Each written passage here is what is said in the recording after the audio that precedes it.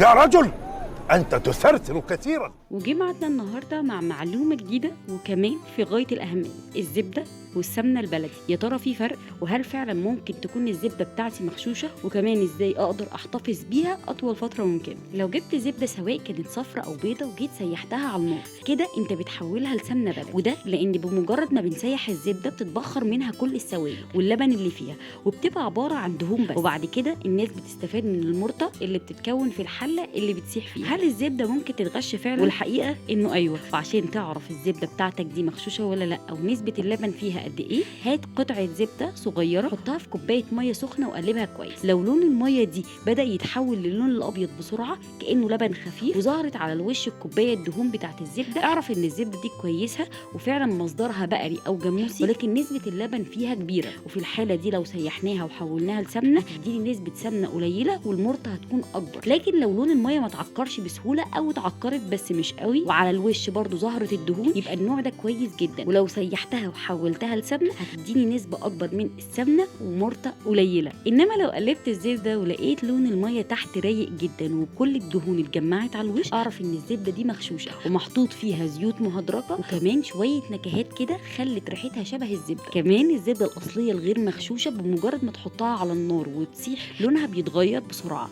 وبتعمل لون بني غامق كده من تحت. انما لو فضلت مده طويله على النار من غير ما تتحرق، اعرف انها مضاف ليها زيوت مهدرجه ومغشوشه. وعلشان برضو تحتفظ بالزبده اطول فتره ممكنه من غير ما تبوظ، يبقى افضل حاجه الفريزر، بلاش التلاجة علشان ما تبوظش منك. انما لو جبنا الزبده وسيحناها على طول وحولناها لسمنه بلدي، تقدر تحتفظ بيها بره التلاجة عادي جدا. وافضل وقت نشتري فيه زبده حلوه جدا هو فصل الشتاء، علشان ده الوقت اللي بيبقى فيه انتاج الابقار من اللحوم والالبان بيبقى عالي جدا. وبكده تكون خلصت معلومه النهارده. استنونا في حلقات اقوى بكتير. ما تنساش الشير واللايك الجميل، وسلام عليكم.